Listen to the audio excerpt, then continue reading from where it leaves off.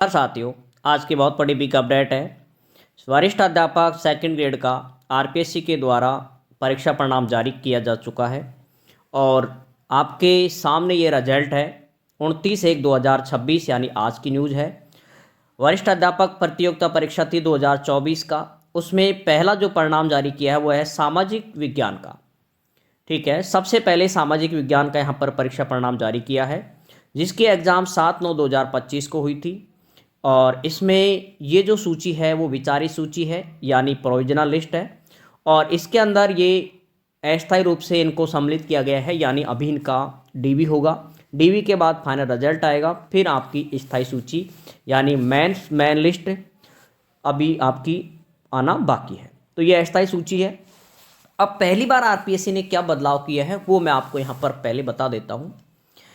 पहले जो आरपीएससी करती थी, रिजल्ट के साथ में सिर्फ रिजल्ट निकालती थी और रिजल्ट निकालने के बाद ऑफलाइन डीवी कराती थी। ऑफलाइन डीवी का काम था पहले। जैसे मेरी भर्ती 2018 वाली, मैं खुद 2018 की वरिष्ठ अध्यापक भर्ती सेकंड ग्रेड मैथ से लगा हुआ हूँ। अब यहाँ पर पहले था वो ऑफलाइन डीवी का काम हुआ करता था। 2023 वाली जो भर्ती थी, 22 वाली जिसकी 23 में रिजल्ट आया था, वो भी इसी तरह से हुई थी ऑफलाइन। लेकिन अब आपको वर्तमान वाली जो 2025 वाली भर्ती है, 2024-25 वाली, ये वाली, उसमें आपको अब क्या करना है, ये रिजल्ट आ गया आपके सामने। रिजल्ट के बाद में आपको जो अगली प्रक्रिया है वो आपको है ऑनलाइन फॉर्म भरना है। ऑनलाइन आपको स्क्रूटनी फॉर्म है, ठीक है, स्क्रूटनी फॉर्म आपको यहाँ पर भरना होगा। यहाँ पर स्क्रूटनी फॉर्म, ठीक है, जिसे हम डिटेल्स फॉर्म कहते हैं, जिसे डिटेल्स फॉर्म भी कहा जाता है, उसको आपको ऑनलाइन भरना है। इसका आपको प्रिंट लेकर के और फिर आपका ऑफलाइन डीवी होगा, फिर आपका ऑफलाइन यहाँ पर डीवी होगा। ये प्रक्रिया आपको वर्तमान में होगी, जो कि फर्स्ट ग्रेड में यही हुई है। अब जो 2024-25 की है, सेम अभी जो वर्तमान की जो एग्ज़ाम थी, वर्तमान की जो भर्ती अभी फर्स्ट ग्रेड की जो भर्ती थी, सेम प्रक्रिया हुई है अभी आपकी, जिसमें काफ़ी सारे साथी मेरे से जुड़ चुके हैं और किसी भी साथी को डीवी में कोई समस्या नहीं आई है। तो मैं उम्मीद करूंगा आपसे सेकंड ग्रेड के जितने भी साथी हैं, जो भी इस वीडियो में देख रहे हैं या फिर जो भी, वो सभी साथी टेलीग्राम ग्रुप है विक्रम मैथ सर गनीपुर, उस पर भी आप जुड़ जाएं। और यहाँ पर आपको ये जो वीडियोज़ के माध्यम से जो अपडेट होती है वो आप एक बार ज़रूर, जब भी नोटिफिकेशन आए तो आप ज़रूर देख लेना। आपको फाइनल रिजल्ट के बाद में आपकी काउंसलिंग, ठीक है, काउंसलिंग के बाद आपकी ज्वाइनिंग, और ज्वाइनिंग के बाद भी आपकी बहुत सारी प्रक्रियाएं होती हैं प्रोविज़न काल में और प्रोविज़न काल के बाद भी। तो वो सारी अपडेट आपको निरंतर यहाँ पर मिलती रहेगी। और लगभग टेलीग्राम पर जितने भी गवर्नमेंट एम्प्लॉय है, लगभग 7700 भी ज़्यादा प्लस कैंडिडेट हैं, वो सारे के सारे टेलीग्राम पर हैं और सभी गवर्नमेंट एम्प्लॉय है, सभी गवर्नमेंट एम्प्लॉय है जो कि 22-23 वाली भर्ती में लगे हुए हैं। फर्स्ट ग्रेड भी हैं, सेकंड ग्रेड भी हैं और प्रोफेसर भी हैं काफ़ी, और उसके अलावा L1 L2 के भी हैं। तो इसमें आपको आगे कुछ भी समस्या नहीं आएगी, क्योंकि सारी समस्याओं का समाधान वहाँ पर निश्चित रूप से आपका होगा। और बाकी कुछ चीज़ें अपडेट हैं वो आपको यहाँ पर वीडियो के माध्यम से मिल जाएगी। अब इसमें आपको आगे क्या करना है वो आप यहाँ पर देखते चलना। ये अस्थायी सूची है। अब यहाँ पर जो नॉन टीएसपी एरिया की है, सॉरी टीएसपी एरिया की अनुसूचित क्षेत्र की, उसमें 15 कैंडिडेटों को शामिल किया है। और नॉन टीएसपी गैर अनुसूचित यानी जो नॉन टीएसपी होता है, उसको यहाँ पर जो कैंडिडेट सफल हुए हैं वो हैं यहाँ पर 223 कैंडिडेट, ठीक है।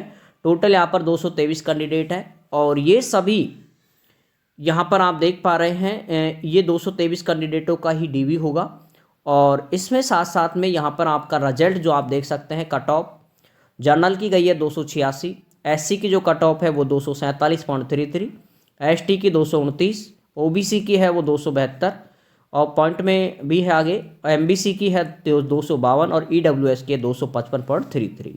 इसके अलावा हॉरिजेंटल रिजर्वेशन की है तो वो यहाँ पर आप देख सकते हैं, जनरल की 216 है, और बाकी यहाँ पर और भी कैटेगरीज हैं, यहाँ पर कुछ हैंडीक्राफ्ट में अलग अलग यहाँ पर कैटेगरीज हैं, उनकी कट ऑफ यहाँ पर आप देख सकते हैं।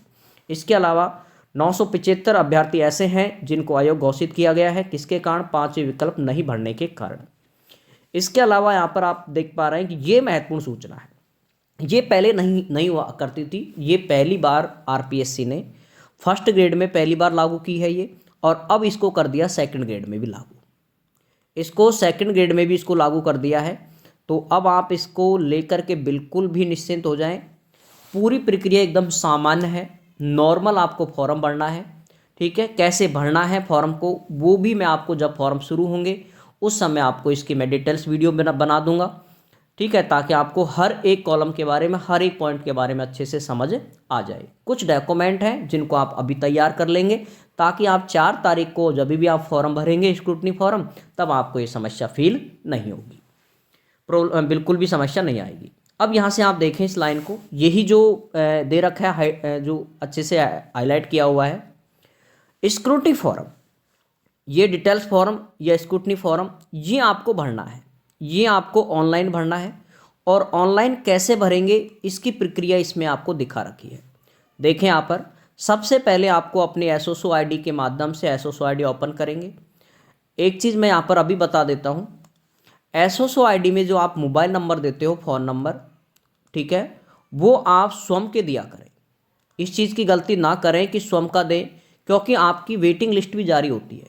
ये तो आपकी दुगनों की सूची है, फिर फाइनल सूची जारी होगी, फाइनल के बाद में ज्वाइनिंग हो जाएगी, उसके 3 या 4 महीने बाद में वेटिंग लिस्ट जारी होती है, और वेटिंग लिस्ट की सूचना आपको मोबाइल नंबर पर ही मिलती है, ठीक है। और साथ में आप ईमेल, जो आपकी मेल आईडी है वो भी आप स्वयं की दें, और उसको आप चेक ज़रूर करें। कभी भी कोई भी मेल आता है आरपीएससी से तो उसको आप ज़रूर चेक करें, क्योंकि काफ़ी, अब जैसे ये सूचना है इसको फॉर्म भरने की, स्क्रूटनी की, इसकी सूचना भी आपको मोबाइल नंबर पे या मेल पर आएगी, और नहीं भी आती है तो भी ये सूचना दी हुई है कि 4 तारीख से लेकर के 10 तारीख तक आपको ये भरना है, ठीक है। डेट नहीं बढ़ती है, इस बात का ध्यान रखना, आरपीएससी डेट नहीं बढ़ाती है, ठीक है। तो ये इस निर्धारित तिथि में ही आप भरेंगे फॉर्मों को, ताकि अन्य विषयों का भी रिजल्ट जारी हो, और उसके बाद आपका वैसे तो फाइनल रिजल्ट भी जल्दी जारी होगा आपका, और नए सेशन यानी जुलाई से पहले उम्मीद रहेगी कि आपकी ज्वाइनिंग देने की। तो अब यहाँ से आप क्या करें, आप कैसे आपको भरना है इसको देखते चले स्टेप टू स्टेप। वैसे इसको मैं अलग से वीडियो बनाऊंगा इसकी भरने की, तो आप उसके लिए बिल्कुल निश्चिंत रहें। एसओसो आईडी के माध्यम से आपको रिक्रूटमेंट पोर्टल, ठीक है, एसओसो आईडी आप ओपन करेंगे, उसमें आपको रिक्रूटमेंट पोर्टल, यानी जो आप फॉर्म भरते हो एग्जामों के, कंपटीशन एग्जाम के लिए, उस पोर्टल को आपको ओपन करेंगे। उस पर आपको ऑप्शन दिखाई देगा माई रिक्रूटमेंट पर, उसको आपको ओपन करना है। उसको ओपन करने के बाद में साइड में आपको एक ऑप्शन आएगा डिटेल्स फॉर्म कम स्क्रूटनी, ठीक है, ये नाम का एक फॉर्म ओपन होगा वहाँ पर, और उसके बाद साइड में वहाँ पर ऑप्शन आएगा अप्लाई नाउ। ये उन्हीं का ऑप्शन आएगा जिनका दुगुनों में सूची में यहाँ पर इस प्रोविजनल लिस्ट में सिलेक्शन हुआ है, उनके ही ओपन होंगे, बाकी के और कोई कैंडिडेट करना चाहे तो ऐसा नहीं होगा, ठीक है।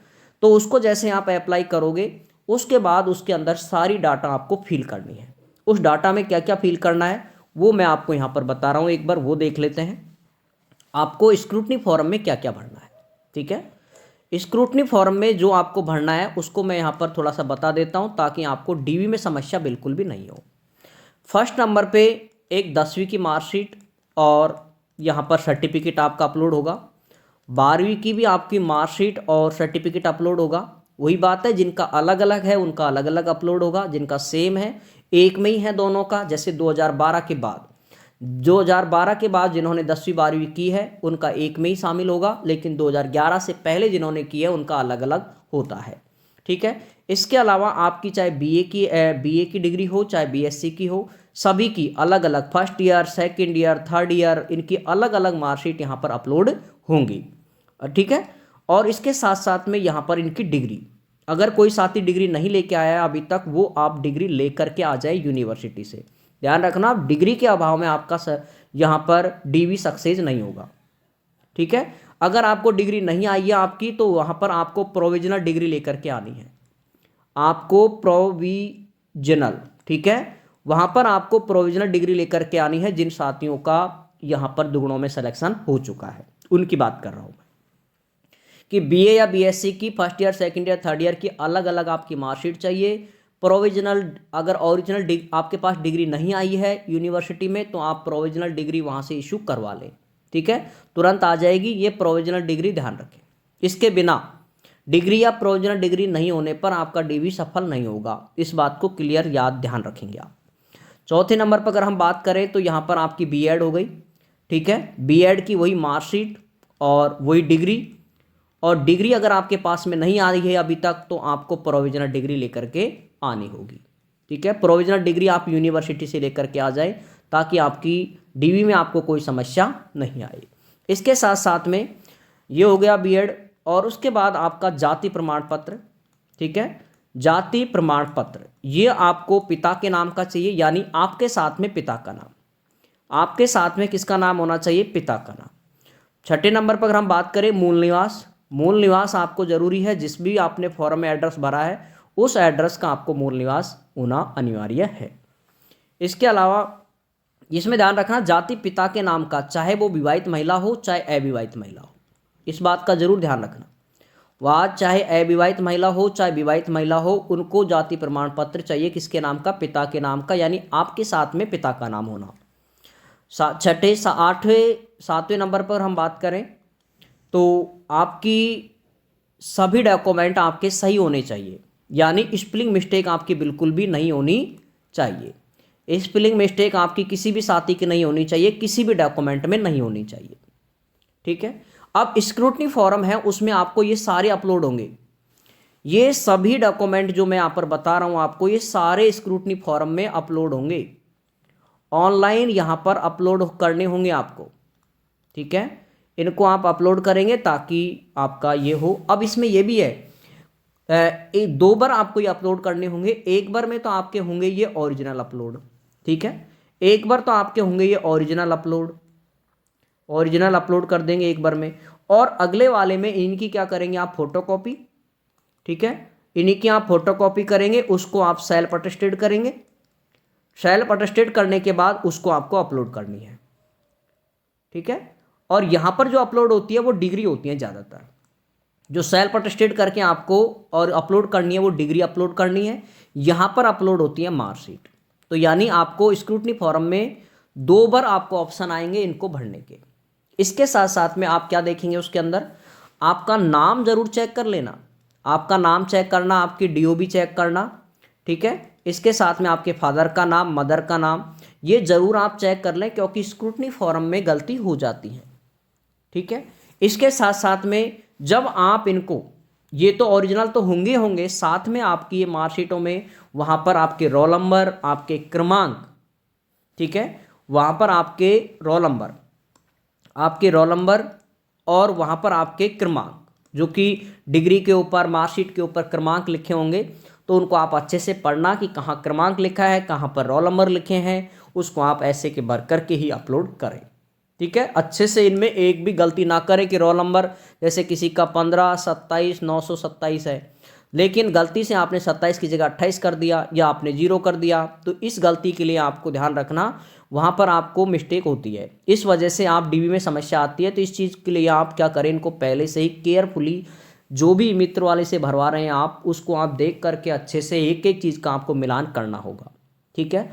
और जहाँ पर रोल नंबर पूछ रहा है वहाँ पर रोल नंबर अपलोड भरेंगे आप, जहाँ पर क्रमांक पूछ रहा है वहाँ पर जो सीरियल नंबर होते हैं, ठीक है, जो सीरियल नंबर होते हैं मार्कशीट पे या डिग्री पे, उसको आप अपलोड यहाँ पर भरेंगे, ठीक है। परसेंटेज में कोई गलती ना करें, परसेंटेज जो आपकी बन रही है एग्जैक्टली वही आप भरें। पॉइंटों में भी गलती ना करें, जैसे किसी की 67.50 बन रही है, 55 बन रही है, ठीक है, तो आप 55 ही फील करें, ये नहीं जैसे भाग देने पर इस तरह से आ रहा है, तो आप इसको इस तरह से भर सकते हैं 67.56, क्योंकि ये आधे से ज़्यादा होने पर इसको आप एक अंक को बढ़ा सकते हैं, या फिर आप 55 ही यहाँ पर रख सकते हैं। तो इस तरह से इनमें गलती ना करें बिल्कुल भी। और इसके साथ साथ में इसमें आपकी पिछले 15 साल की, पिछले 15 ईयर की आपको एजुकेशन आपने कहाँ से प्राप्त की है वो डाटा भी आपको यहाँ पर भरनी होती है, ठीक है। पिछले 15 ईयर की डाटा भी आपको यहाँ पर भरनी होती है। इसके साथ साथ में 15 ईयर की डाटा के साथ साथ में आपको यहाँ पर जो कोई भी दो व्यक्तियों के आपको नाम देने होते हैं, पुलिस वेरिफिकेशन आपका होगा उस समय उसके लिए, और जिन्होंने प्रोविजनल में फॉर्म भरा है, ठीक है, जिन्होंने प्रोविजनल में फॉर्म भरा है, यानी जिनकी डिग्री कंप्लीट नहीं हुई थी, उन्होंने इस फॉर्म को भरा था, तो उसके लिए आप क्या करें, एक प्रपत्र नंबर 3 ओपन होगा यहाँ पर। इसमें प्रपत्र नंबर 3 ओपन होगा। उस प्रपत्र 3 में आपको प्रिंसिपल के साइन करवाने हैं। कोई भी प्रिंसिपल के आपको सील साइन यहाँ पर करवाने होंगे, अगर कोई प्रोविजनल में आपने कोई फॉर्म भरा है तो।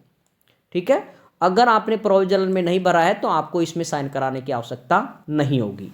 इसके अलावा बाकी प्रिंसिपल के भी साइन करवाने होते हैं आपको अटेंशन फॉर्म में, तो उसके लिए मैं आपको अलग से एक वीडियो बनाऊंगा, क्योंकि इसको फॉर्म को कैसे भरेंगे, क्योंकि इसको काफ़ी सारी गलती इसमें होती है।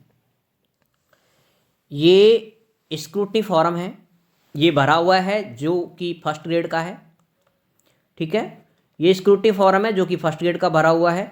सेम इसको भी मैंने कंप्लीटली भरना बताया था, कैसे आपको भरना है। भरने के बाद आप जैसे प्रिंट लेते हो उसके बाद का ये फॉर्म यहाँ पर है। अब यहाँ पर आप देख सकते हैं ये चीज़ें आपको भरने के लिए कहेगा, कुल प्राप्तांक और ये रिजल्ट टाइप आपका परसेंटेज है, कितनी आपकी बनी है वो आप भरेंगे, डिवीज़न आप भरेंगे। इसके अलावा कब इसका रिजल्ट जारी हुआ था, रिजल्ट डेट यहाँ पर आपको मेंशन करनी है। ऐच्छिक विषय आप नॉट एपेबल ऑटोमेटिक आ जाएगा वहाँ पर, या फिर ऑल भी आ सकता है, वो भी ठीक है, और नॉट एपेबल भी एप्लीकेबल भी ठीक है। कोर्स की अवधि आपकी 12 महीने की है। देखो अवधि महीने में आपको इसको बतानी होती है, तो 12 महीने। बोर्ड का नाम आपसे यहाँ पर पूछेगा, और प्रयासों की संख्या, यानी आप पे एक बार में हो गए या 2 बार में हुए हैं, तो वो चीज़ें आपको सारी फिल करनी होती है।